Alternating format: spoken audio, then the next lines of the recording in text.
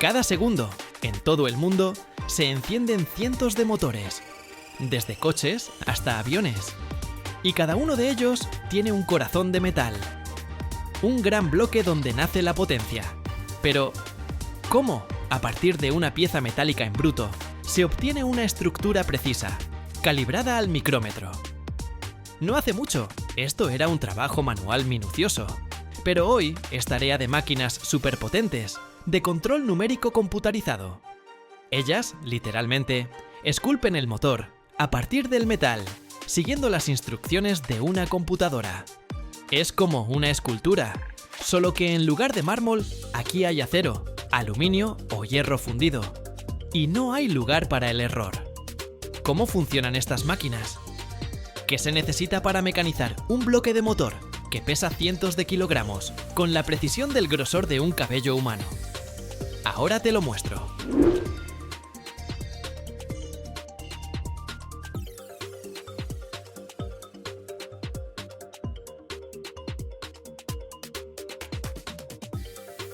Antes de dar forma a las piezas de acero en bruto, bajo gran presión en las prensas hidráulicas, es obligatorio calentarlas a una temperatura específica. Esto facilita enormemente el proceso de deformación del metal y asegura una alta calidad en los productos. Esta etapa es clave en la tecnología de forja y estampado de metales. Para las piezas de acero en bruto, lo más común es calentarlas a una temperatura dentro del rango de los 1300 grados Celsius, lo que corresponde a la forja en caliente. A esta temperatura, el acero pasa a un estado plástico, se vuelve más dúctil para la deformación, lo que permite formar piezas complejas sin grietas ni defectos. La temperatura de calentamiento depende de la marca del acero, del tamaño y la forma de la pieza en bruto, y también del tipo de procesamiento posterior.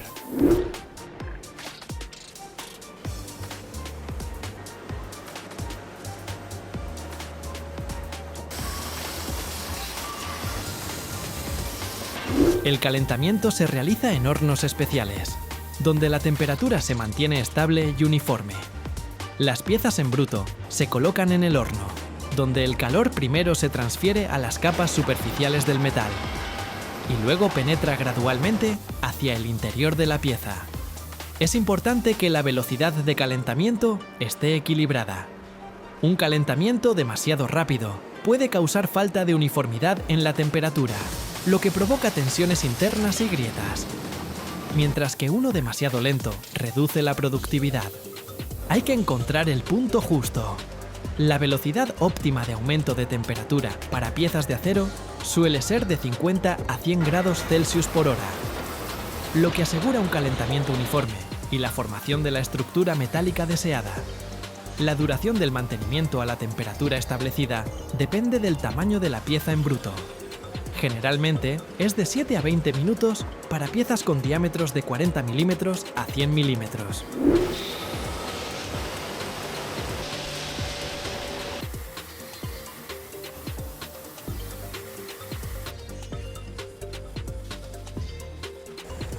Una vez alcanzada la temperatura necesaria, la pieza en bruto se mantiene en el horno para que el calor se distribuya uniformemente por todo el volumen del metal.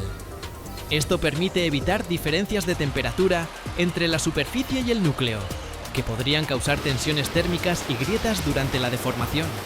El metal calentado se vuelve más plástico y menos propenso a romperse.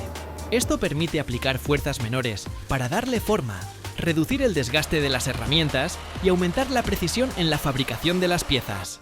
Además, la forja en caliente favorece la formación de una estructura de grano fino en el metal, lo que mejora sus propiedades mecánicas, resistencia, tenacidad al impacto y resistencia a la fatiga. Después del calentamiento, la pieza en bruto se transporta rápidamente a la prensa hidráulica para que no se enfríe por debajo de la temperatura de plasticidad. El tiempo de transporte y la temperatura de la superficie antes de iniciar la deformación se controlan, para evitar la aparición de grietas y defectos.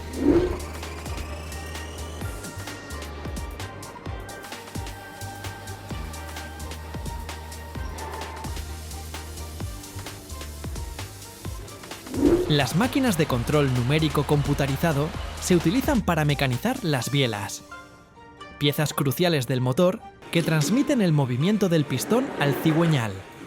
La producción de bielas es un proceso complejo que incluye torneado, fresado, taladrado y rectificado con alta precisión.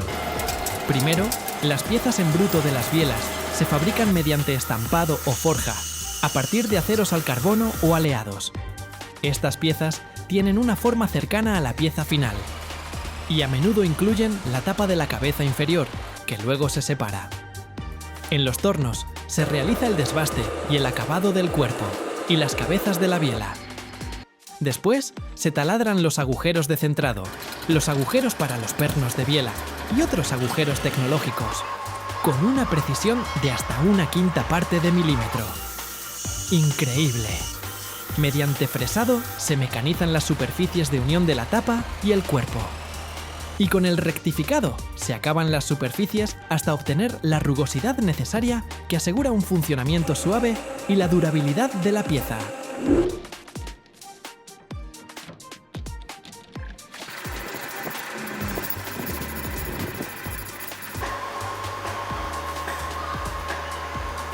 Una operación importante es el ensamblaje de la biela con su tapa y el mecanizado final de los agujeros para los pernos de biela, que se realiza con alta precisión para garantizar la fiabilidad de la unión.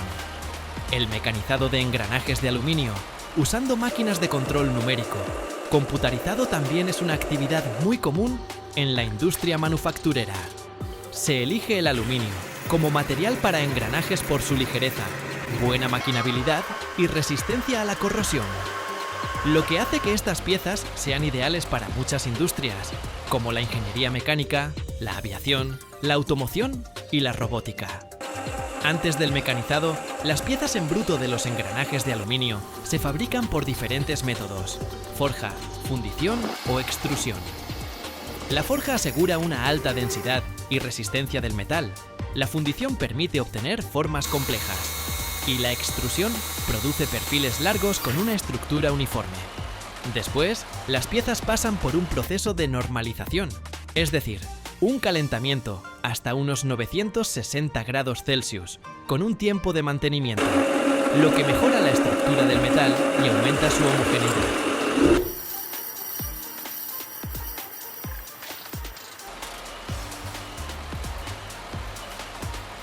El mecanizado de engranajes en las máquinas de control numérico computarizado es un proceso sustractivo donde se elimina el exceso de material de la pieza en bruto mediante herramientas de corte controladas por computadora.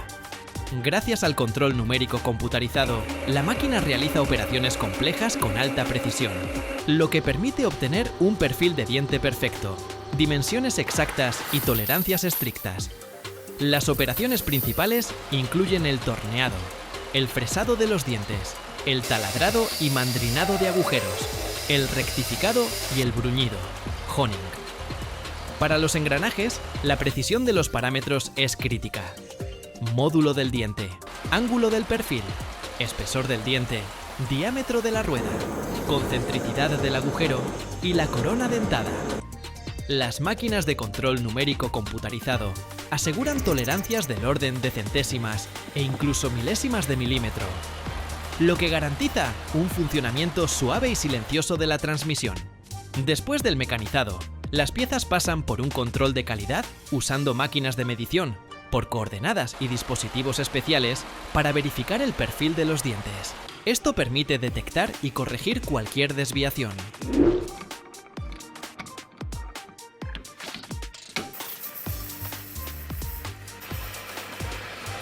Estas máquinas de control numérico computarizado pueden trabajar 24 horas al día, 7 días a la semana, con mínima intervención del operador.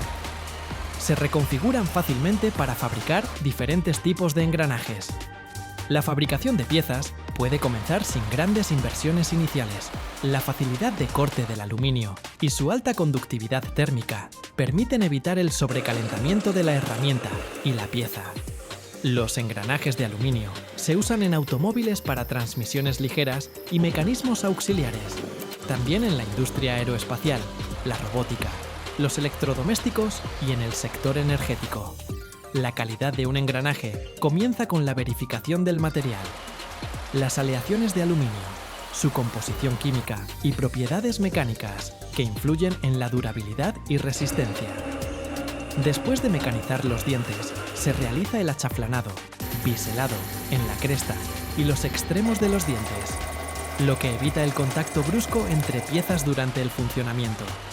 Se miden los parámetros de los dientes, el diámetro, el ancho de la corona dentada, la concentricidad de los agujeros, el alabeo de las caras. Todo medido al detalle.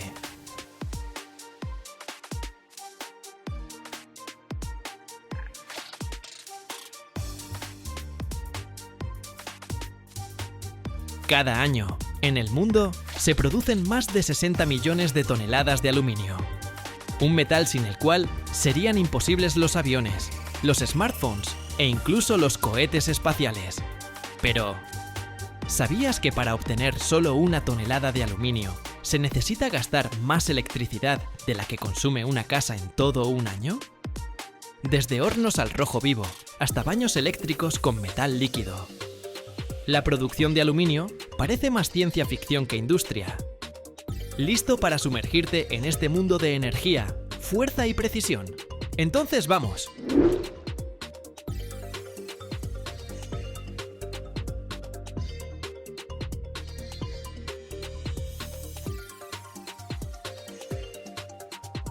La producción de aluminio comienza con la extracción de bauxita, que es el mineral de aluminio más común en la naturaleza. La bauxita generalmente contiene una mezcla de hidróxidos de aluminio junto con óxidos de hierro, sílice y otras impurezas. Para extraer el aluminio de ella, primero hay que convertir la bauxita en alúmina, y para eso se usa el proceso Bayer. El proceso Bayer empieza triturando la bauxita hasta convertirla en un polvo fino. Luego, el mineral triturado se mezcla con una solución caliente de hidróxido de sodio, a una temperatura de unos 200 grados Celsius. En estas condiciones, los óxidos de aluminio de la bauxita se disuelven, formando aluminato de sodio, mientras que las impurezas no deseadas quedan como un sedimento insoluble, el llamado lodo rojo. Después, la solución obtenida se enfría, y el hidróxido de aluminio empieza a cristalizar.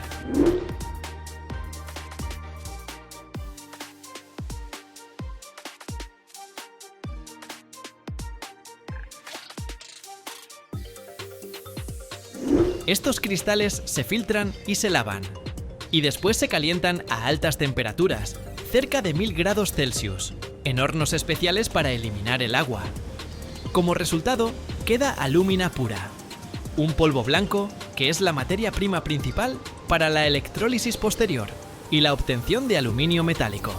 La electrólisis es el proceso clave en la producción de aluminio, que transforma la alúmina en aluminio metálico. Este proceso ocurre en celdas electrolíticas especiales, llenas de criolita fundida, que sirve como disolvente para la alúmina. La criolita reduce la temperatura de fusión de la alúmina desde más de 2000 grados Celsius hasta aproximadamente 950 grados Celsius, lo que hace el proceso más eficiente energéticamente.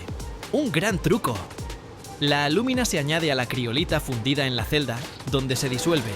Luego se pasa una potente corriente eléctrica a través de esta mezcla fundida. La electrólisis descompone las moléculas en sus componentes, aluminio y oxígeno.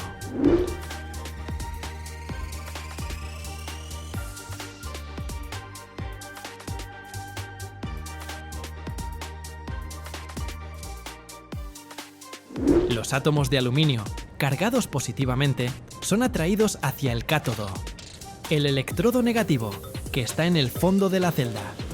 Allí se depositan en forma de metal líquido puro. Mientras tanto, los átomos de oxígeno son atraídos hacia el ánodo, el electrodo positivo, hecho de carbono. En el ánodo, el oxígeno reacciona con el carbono, formando dióxido de carbono, que se libera a la atmósfera. Esta etapa requiere enormes cantidades de electricidad para producir 1 tonelada de aluminio. Normalmente se gastan unos 15 megavatios hora. Es una locura. Por eso, la electrólisis es uno de los procesos industriales que más energía consumen en el mundo.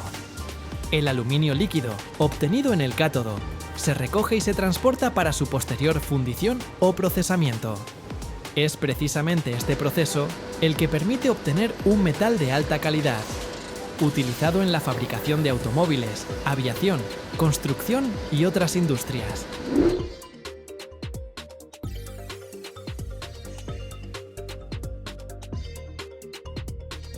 El aluminio obtenido por electrólisis contiene impurezas, como hierro, silicio y otros elementos que pueden afectar sus propiedades y limitar sus usos. Para evitar esto, el aluminio pasa por varias etapas de purificación. La primera etapa es la eliminación mecánica de inclusiones grandes. El aluminio fundido se pasa por filtros especiales que retienen las impurezas sólidas. Luego, se purifica en hornos de reacción, añadiendo reactivos químicos especiales que se unen a las impurezas restantes.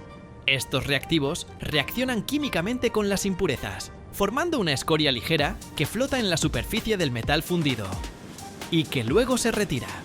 La segunda etapa es la desgasificación. En el aluminio fundido pueden quedar gases, como hidrógeno, que crean porosidad y afectan negativamente la estructura del metal. Para eliminar los gases, se burbujean gases inertes, como el argón, a través del metal, o se aplica vacío al metal fundido. Este proceso asegura una estructura homogénea y aumenta la resistencia del material.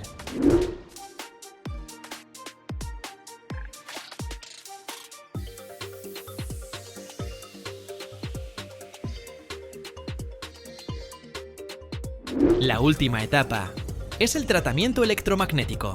El aluminio fundido se somete a la influencia de un campo magnético, que ayuda a distribuir uniformemente las partículas y mejora la calidad del metal. El aluminio resultante tiene una alta pureza, generalmente superior al 99%, lo que lo hace apto para las aplicaciones más exigentes, como la construcción aeronáutica o la fabricación de productos electrónicos. Casi perfecto. Antes de la fundición, el aluminio se limpia de impurezas y contaminantes para asegurar la máxima calidad del producto final.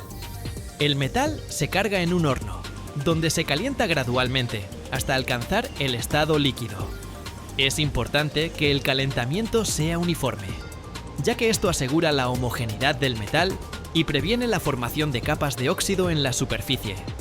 La temperatura de fusión de este metal es de 660 grados Celsius.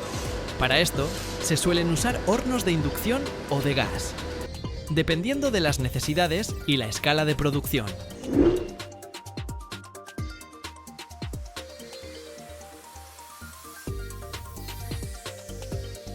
Durante la fusión, se presta especial atención a la seguridad. El aluminio reacciona activamente con el oxígeno, formando una capa de óxido que puede afectar sus propiedades. Por eso, para proteger el metal fundido de la interacción con la atmósfera, a menudo se usan gases inertes, como el argón, que crean una atmósfera protectora especial en la cámara de fusión. Esto permite minimizar las pérdidas de metal y mejorar su calidad. Una vez que el aluminio alcanza el estado completamente líquido, se mantiene así hasta el momento en que se pueda usar para la fundición u otros procesos tecnológicos. El metal fundido se vierte en moldes para crear lingotes, que se utilizan para procesamientos posteriores, como la extrusión, la laminación o la fabricación de piezas fundidas. La formación es la etapa en la que el aluminio fundido adquiere su forma futura al verterse en moldes especialmente preparados. El tipo de molde depende del producto que se esté creando y puede ser de arena, metálico, coquilla o de grafito, cada uno con sus ventajas y particularidades.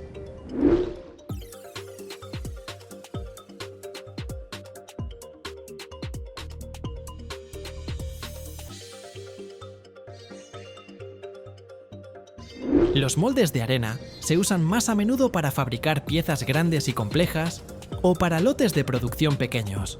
La arena se mezcla con aglutinantes, creando un molde capaz de soportar las altas temperaturas del metal fundido. Las piezas fundidas tienen una superficie rugosa, que luego puede necesitar un acabado adicional. Los moldes metálicos, o coquillas, se fabrican con metales como acero o hierro fundido. y se utilizan para producir grandes cantidades de piezas idénticas. Los moldes metálicos aseguran una alta precisión y una superficie lisa en el producto terminado. Son ideales para fabricar piezas que se usan en la industria automotriz o aeroespacial. Los moldes de grafito se emplean para fabricar productos que requieren una precisión especial o geometrías complejas. Por ejemplo, en la industria electrónica o en la producción de componentes especiales. El grafito tiene baja conductividad térmica, lo que permite controlar la velocidad de enfriamiento del metal.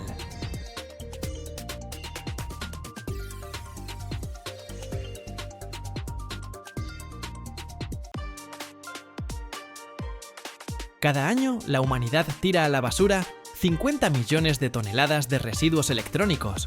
Pero, ¿qué tal si te dijera que tu vieja plancha podría salvar al planeta o hasta convertirse en parte de una nave espacial? En este video, revelaremos los secretos del reciclaje, cómo un electrodoméstico es desarmado pieza por pieza, los cables triturados, los metales separados por electrostática y cómo el 95% de los materiales vuelven a la vida. Desde el primer crujido del plástico hasta la última fibra de cobre, esto no es solo reciclaje, es auténtica magia tecnológica. ¿Quieres saber cómo tu plancha puede cambiar el mundo? Pues agárrate fuerte, mano, porque esta aventura loca comienza. ¡Ahora mismo!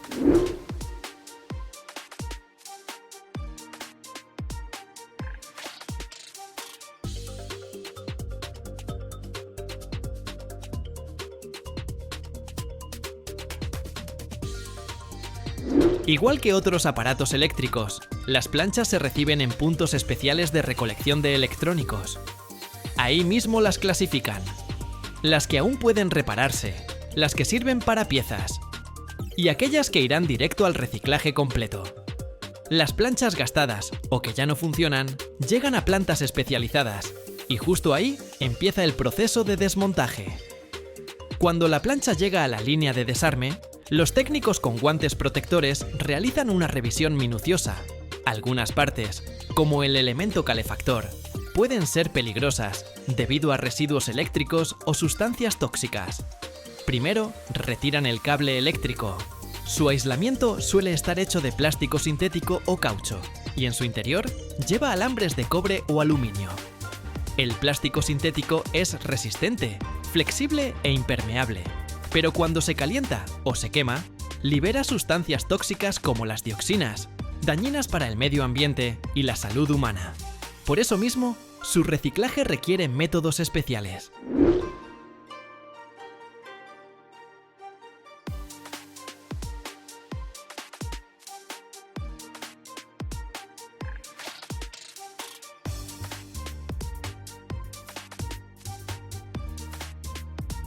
El cable retirado no se queda olvidado en una esquina.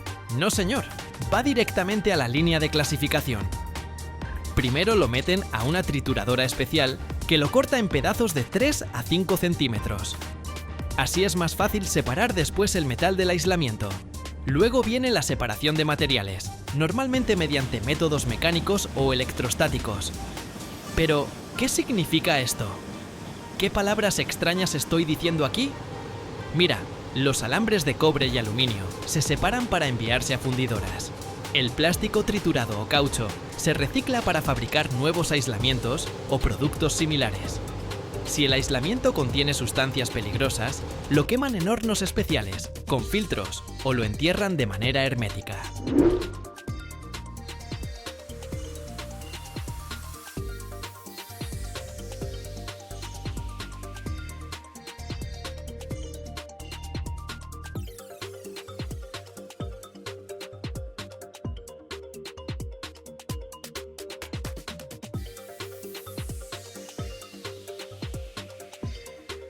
La separación del cobre y aluminio de los cables triturados se hace en varias etapas. Después de cortar los cables en pedacitos, estos llegan al granulador. Es una máquina que muele los viejos cables en partículas aún más pequeñas, de 1 o 2 milímetros. Así el metal y el plástico se separan. La mezcla pasa entonces por un separador de aire. Una corriente levanta las partículas ligeras, mientras las más pesadas caen abajo. De esta forma, el plástico queda separado antes del proceso principal. Si hay componentes de acero, como mallas o fibras reforzantes, estos son retirados por imanes. Pero aquí hay un problema. El aluminio y el cobre quedan juntos, mezclados.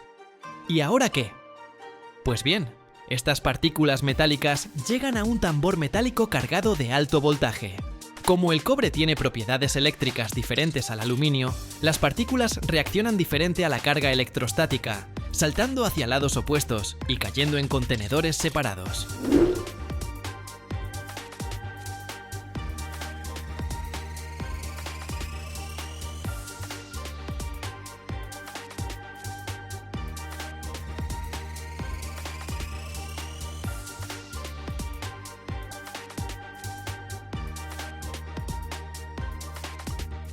Después de esta separación, los materiales se revisan nuevamente, a mano o con sistemas automáticos.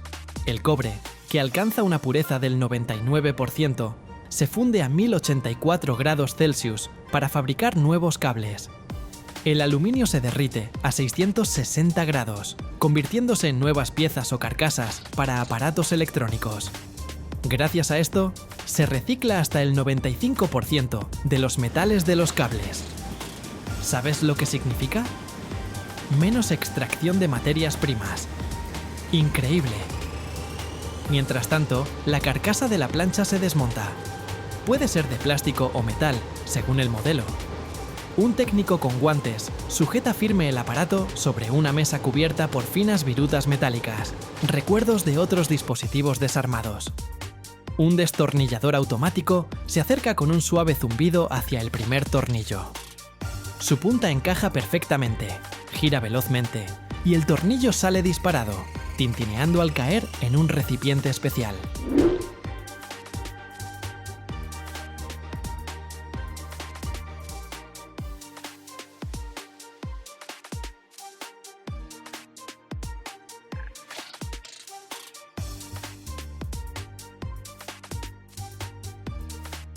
La carcasa todavía resiste, como si quisiera evitar su destino. Pero las manos del técnico, curtidas por miles de planchas, saben exactamente cómo vencerla. Un rápido movimiento de la cuchilla por debajo del borde, y se escucha ese familiar clic, casi como un suspiro del viejo aparato. El plástico cruje, cede y finalmente se separa en dos mitades, revelando las entrañas del dispositivo. Si la carcasa es metálica, los sonidos cambian. Tornillos más pesados. Un resonante golpe del metal deslizándose sobre la mesa. A veces se necesitan tenazas especiales. Las cuchillas penetran el metal fino, dejando bordes irregulares brillando bajo las luces. Al fin, la cubierta está fuera, y lo que parecía una pieza sólida y resistente, ahora luce indefensa, mostrando sus componentes internos listos para la siguiente etapa del desarme. Al retirar la carcasa, aparece el corazón del aparato, la placa electrónica y el elemento calefactor, conectados por una red de finos cables. Como venas, estos cables alimentaban el electrodoméstico en su vida anterior.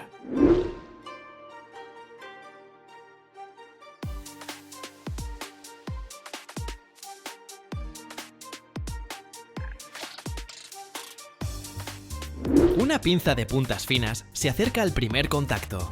Un suave tirón. Y el cable se desprende con un leve chasquido, revelando su diminuto núcleo de cobre.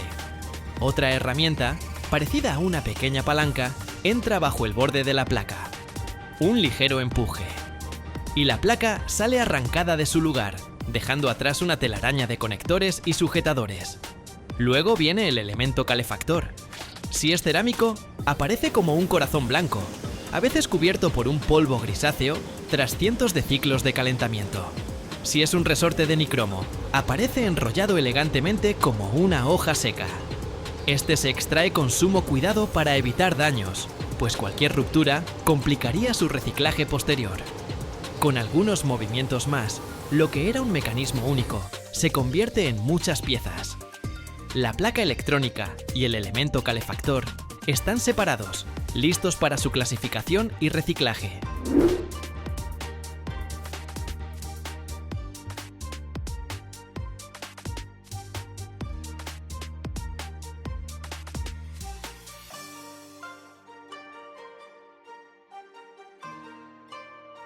La última parte aún unida es la base de la plancha. Ella lleva las cicatrices de miles de ciclos de calor, uso y desgaste, rayaduras y pequeñas manchas de quemaduras.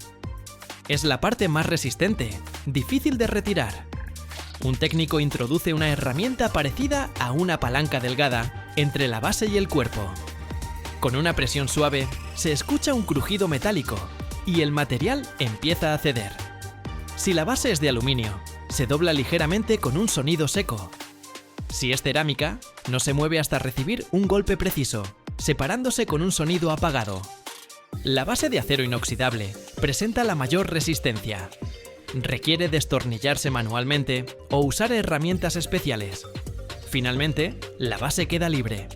Cae sobre la mesa metálica con un golpe seco, dejando rastros de hollín en los dedos del técnico. Esta era la última pieza grande, y ahora el aparato está completamente desarmado. Listo para la siguiente fase de clasificación y reciclaje.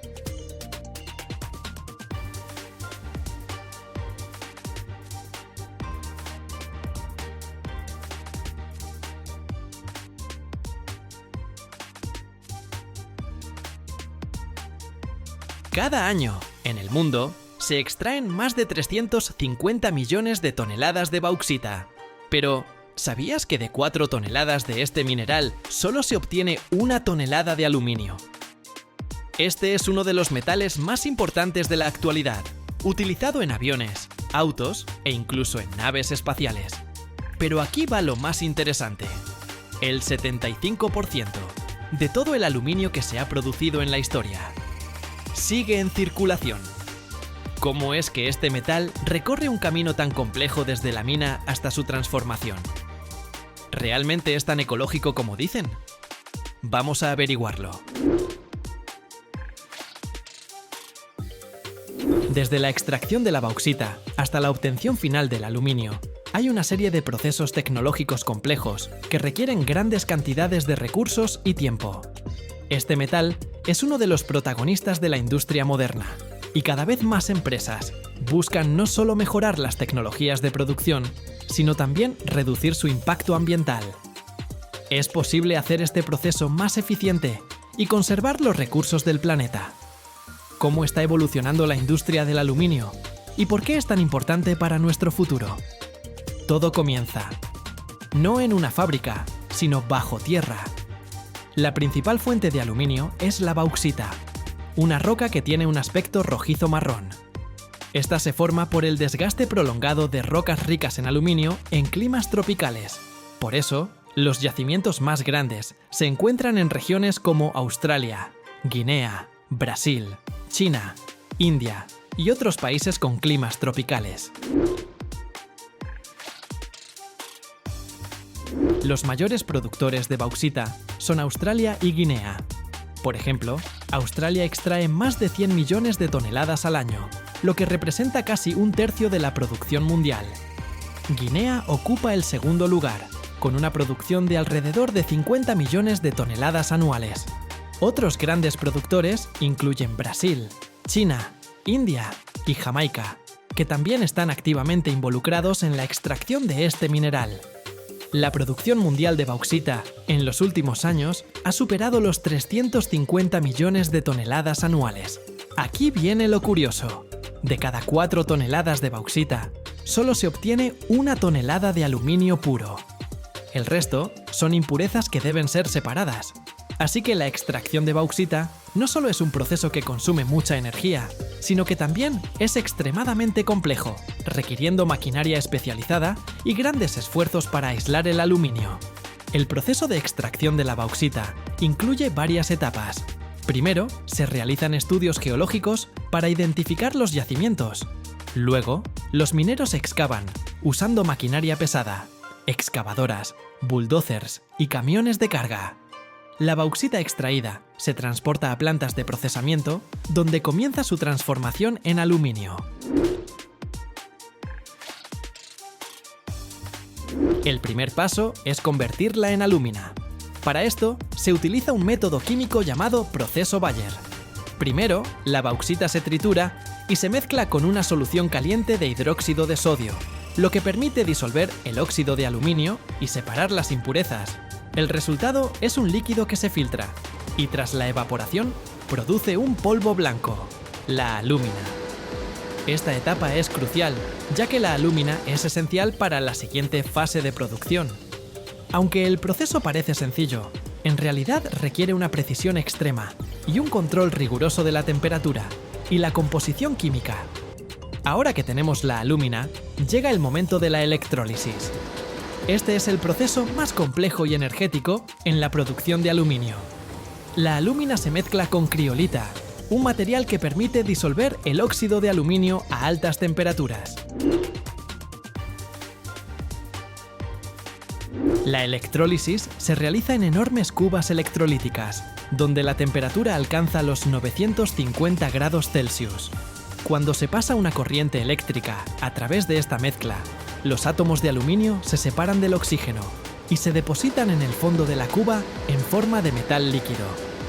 Este paso es increíblemente importante, ya que es aquí donde obtenemos aluminio puro, que, aunque esté en estado líquido, es la base para fabricar una infinidad de productos industriales. Sin embargo, la electrólisis consume una cantidad enorme de energía, lo que puede ser un problema tanto ecológico como económico. Por ejemplo, producir una tonelada de aluminio requiere alrededor de 15 megavatios por hora, equivalente al consumo de energía de una casa promedio durante varios años. Afortunadamente, cada vez más empresas están recurriendo a fuentes de energía renovable, como las hidroeléctricas, para reducir su impacto ambiental. Una vez obtenido el aluminio líquido, se vierte en moldes para su posterior procesamiento. Esto puede incluir la creación de bloques grandes o lingotes, que luego se someten a más etapas de transformación. El metal puede laminarse en hojas delgadas o moldearse en piezas de diversas formas. Curiosamente, las láminas delgadas de aluminio que vemos en los envases de productos o en la fabricación de diversos artículos suelen tener un grosor de apenas 1/10 de milímetro. Esto demuestra la alta tecnología utilizada para crear materiales tan ligeros y resistentes. Gracias a sus propiedades únicas, como su ligereza, resistencia a la corrosión y excelente conductividad térmica y eléctrica, el aluminio tiene aplicaciones en múltiples industrias. En el transporte, especialmente en la aviación y la automoción, el aluminio ayuda a reducir el peso de los vehículos, lo que mejora la eficiencia del combustible. Por ejemplo, los chasis de aluminio en los autos permiten ahorrar peso y, por ende, combustible. Además, este metal se usa ampliamente en la construcción, la fabricación de electrónicos y la industria del empaque. En el sector aeroespacial, donde cada gramo cuenta, el aluminio es indispensable. El aluminio también destaca por su capacidad de reciclaje. Como mencionamos antes, el 75% de todo el aluminio producido sigue en uso, lo que lo convierte en uno de los metales más eficientes en términos de reciclaje. Reciclar aluminio requiere solo el 5% de la energía utilizada en su producción inicial. Esto no solo reduce costos, sino que también disminuye significativamente las emisiones de carbono, haciendo que su producción sea más ecológica. En resumen, el aluminio no es solo un metal que usamos a diario, sino un símbolo de la tecnología y la innovación modernas. A menudo no nos detenemos a pensar en todos los procesos que atraviesa este material antes de llegar a nuestras manos. Desde la extracción de la bauxita hasta la compleja electrólisis, donde se requiere una enorme cantidad de energía para obtener una tonelada de aluminio, cada paso es impresionante por su complejidad. Aunque este proceso consume muchos recursos, gracias a las innovaciones y un enfoque sostenible, podemos hacer que su uso sea más ecológico y económico. Por eso, cuando miramos el aluminio, no solo vemos el presente, sino también el futuro. Un futuro en el que este metal sigue transformando el mundo, ayudándonos a avanzar hacia un modo de vida más sostenible y eficiente.